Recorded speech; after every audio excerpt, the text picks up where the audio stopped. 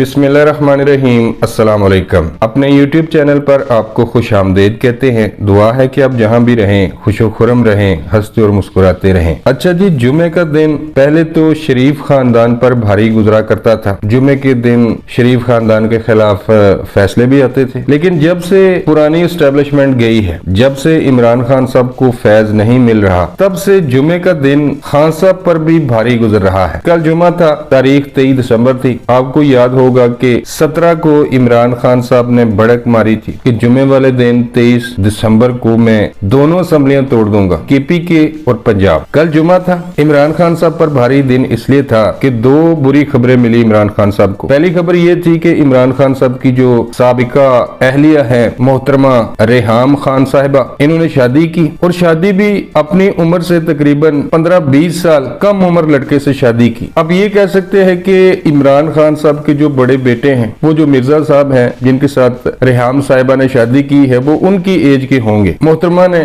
खान साहब से तलाक क्यों ली थी, इस हवाले से आप उनकी किताब पढ़ ले। एक एक चीज लिखी है मोहतरमा ने कि मैंने इमरान खान साहब से तलाक क्यों ली थी, इनके क्या शौक थे, ये क्या डिमांडें करते थे। अगर आपने नहीं ये किताब पढ़ी तो पढ़ लें। अगर आप मजीद जानना चाहते हैं इस हवाले से, तो एक व्लॉगर हैं, यूट्यूबर हैं, वो काफी डिटेल से बताते हैं कि क्यों तलाक हुई थी। एहसान चट्टा साहब, या फिर आप उनसे कहें कि चट्टा साहब इस हवाले से एक व्लॉग कर दे, वो कर देंगे, वो आपको बता देंगे क्यों तलाक हुई थी। तो आप कह सकते हैं कि एक बुरी खबर ये थी, भाई वो दिल ही दिल में बेचारा वो सड़ भुज के सवा जरूर हुआ होगा। दूसरी खबर क्या थी, दूसरी बुरी खबर क्या थी, दूसरी बुरी खबर ये थी कि इन्होंने बड़क मारी हुई थी कि मैंने तो जुमे वाले दिन 23 दिसंबर को दोनों असम्बलियां तोड़नी है, केपीके भी और पंजाब भी। केपीके का तो उन्होंने तो वो तो बेचारे बहाना तलाश कर रहे थे कि हमें कोई बहाना मिले, तो उनको भी बहाना मिल गया और पंजाब असेंबली भी ये नहीं तोड़ सके। पंजाब असेंबली का अहवाल क्या हुआ वो भी आपके सामने है कि परवेज लाई साहब जैसे सियासतदान जो बढ़के मार रहे थे और मोनस लाई साहब भी बढ़के मार रहे थे सोशल मीडिया पे कि दुश्मन हमारी हुकूमत को खत्म नहीं कर पाएगा, तो आज भाई परवेज लाई साहब को भी और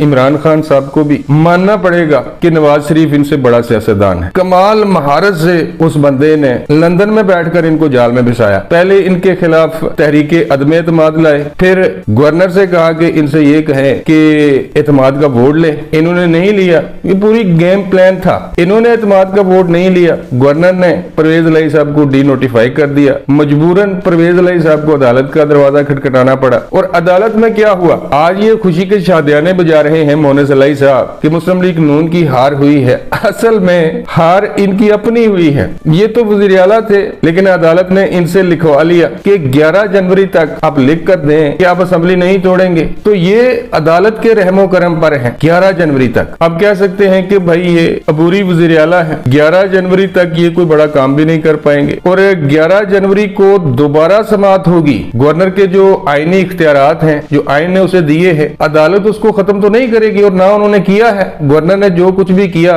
इनको डी नोटिफाई किया, उसको तो उन्होंने मुअत्तल किया है 11 जनवरी तक। फैसला तो 11 जनवरी के बाद होना है। तो सीन अब ये बनेगा, आप ये लिख लें कि 11 जनवरी को जब दोबारा समाअत होगी तो परवेज लाइक साहब को तो हर सूरत एतमाद का वोट लेना पड़ेगा। वो तो अदालत आगे इनको वक्त दे देगी कि आप एक हफ्ते के अंदर अंदर एतमाद का वोट लें, और जब एतमाद का वोट लेने की बारी आएगी तो नंबर तो पूरे नहीं है भाई। वो तो कल इन्होंने जो पीटीआई ने पंजाब की पार्लिमानी पार्टी का इजलास किया है, उसमें तो भाई 150 लोग शामिल थे। ये तो दावा कर रहे हैं कि हमारे पास तो 190 और 191 हैं, तो फिर वो 40-41 लोग कहाँ गए। मैं आपको बताता हूँ कि उनमें से कुछ तो जहांगीर तरीन ग्रुप में है, जो कि परवेज लाई साहब और इमरान खान साहब के सख्त खिलाफ है। एक वो ग्रुप है और दूसरा ग्रुप वो है जो पर्दे के पीछे नून लीग के साथ राब्ते में है या फिर पीपल्स पार्टी के साथ राब्ते में है कि हम आइंदा इलेक्शन में पीटीआई की टिकट से इलेक्शन नहीं लड़ना चाहते। एक वो ग्रुप है। तो 40-45 बंदे इनके पास कम है। जिस दिन एतमाद का वोट होगा, अब देख लें, वो कोई हीला बहाना करेंगे, वो तो गायब होंगे। कोई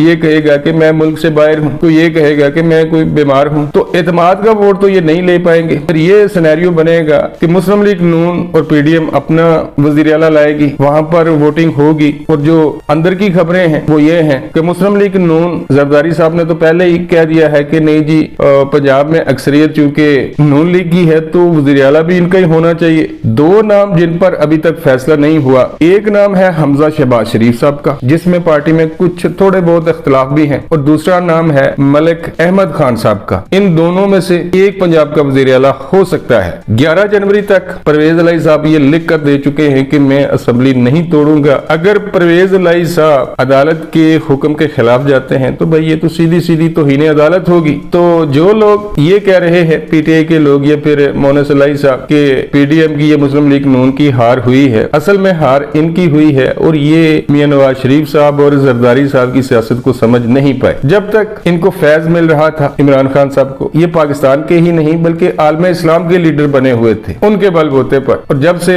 वो लोग गए हैं उन्होंने रिटायरमेंट ली है, यकीन जाने इमरान खान साहब से अच्छी सियासत गली मोहल्ले का जो काउंसलर होता है वो बेहतर फैसले कर लेता है। तो इमरान खान साहब जनाब बंद गली में है। मुस्तकबिल क्या है? मुस्तकबिल यही है भाई जितने इन पर केस हैं, ये बंदा इलेक्शन लड़ना तो दूर की बात, वजीर आजम बनना तो दूर की बात, ये तो अगले को 15-20 साल ये तो जेलों से बाहर नहीं आएगा। तो ये थी सारी सूरत हाल। अब तक के लिए बस इतना ही, मिलता हूँ किसी नई वीडियो में। अल्लाह निगहबान।